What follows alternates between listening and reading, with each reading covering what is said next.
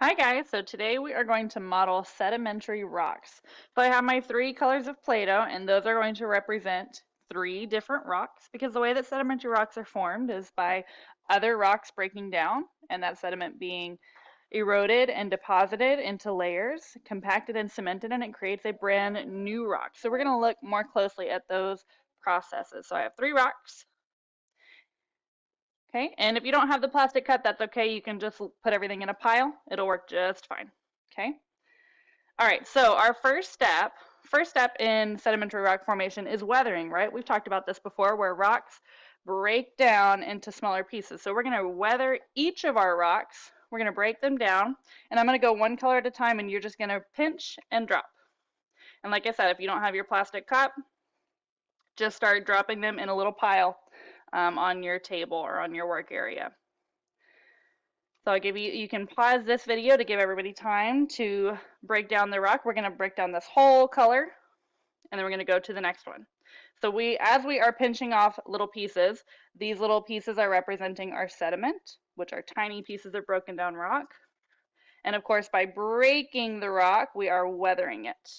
I'm also, you could say I'm modeling erosion by carrying it over to the cup, and then I'm modeling deposition when I drop it. Okay, so think about that as you're breaking down your rocks. We're breaking it down, we're carrying it, eroding it, and then dropping it, depositing in it. So that weathering, erosion, and deposition all have to happen in order to form new sedimentary rocks. All right, I have a nice layer of sediment in my cup here. I've broken down one rock, so I'm going to start on the next one. So again, we are breaking, weathering, carrying it over, eroding, and depositing it into the cup. And you're going to notice, especially if you have the cup, you're going to notice that some layers start to form between these two colors as you're breaking these down. So you can pause the video here again if you need to give everybody time to weather and erode and deposit this rock. All right, so now we have two of our three rocks all broken down and redeposited. So I went ahead and made a little pile just in case you don't have your plastic cup, that way you can kind of see what we're going for here. You just make a pile and just keep piling the sediment up on top of each other, just like when we deposit. So sediment is deposited in layers. You can start to see those layers in the cup. You can kind of see them in the pile as well. You can see that there's mostly pink on top, mostly green on bottom. So we are just going to go ahead and weather and redeposit our last rock, and then we'll be ready for some compaction. All right, so we have all of our rocks. We weathered them, we eroded them, and we dropped or deposited them into their new spot. And as you can see, those layers of sediment started to form and build up. So if we kept going, then we would just get layers and layers and layers and layers. And this is what happens when sedimentary rocks form. Rocks are constantly being broken down into tiny pieces of sediment. That sediment gets carried away by wind, water, or ice, and it gets dropped in a new location, just like we dropped it in this pile and in this cup. We deposited it. So as the sediment is dropped, it tends to form these layers.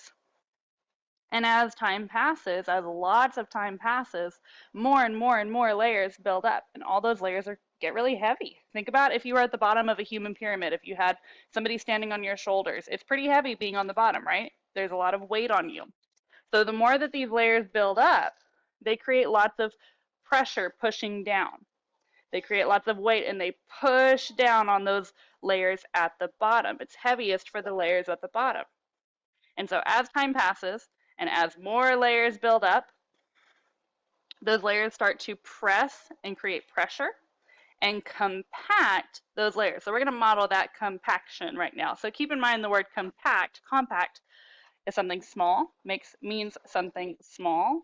And so I want you to notice how much space your sediment is taking up right now. Just think about how much space is taking up. Mine is overflowing my cup. My pile's about as tall as my cup. Okay. Now we're going to model compaction by pressing down on these layers, and we're going to see how much smaller they'll get. Okay. So I'm going to use my Play-Doh cup to compact, and you can do the same. So I'm going to press down, and everything's going to squish together. Press all around. And I'm going to go ahead and press down on my pile also.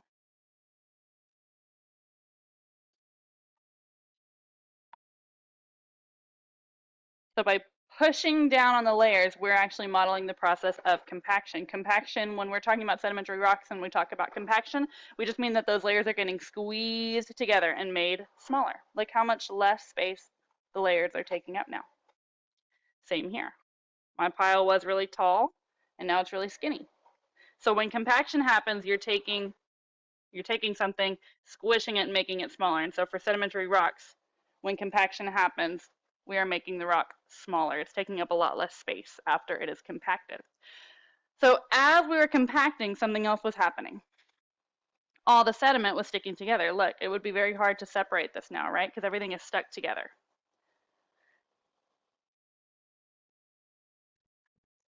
So when the sediment stuck together, that modeled the final little piece of sedimentary rock formation, and we call it cementation. When all the sediments stick together and get cemented together, we call that cementation. So the compaction and the cementation happen, especially with our model, they happen at the same time. As we squeeze down, everything stuck together.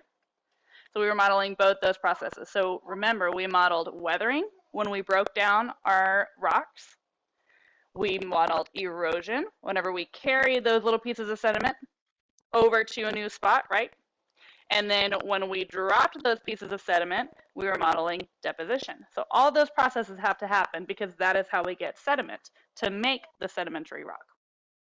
Then we talked about all those layers building up and creating all this weight and all this pressure. And so then we were able to model compaction, right? Making those layers smaller, squishing everything down. And then we modeled cementation when everything's stuck together. So if you have a plastic cup, you should be able to pop your little rock out and you can see those nice little layers. Not all sedimentary rocks have layers, but a lot of them do. So you can see that there. And you can see it with your little rock pile also. So that is our sedimentary rock model.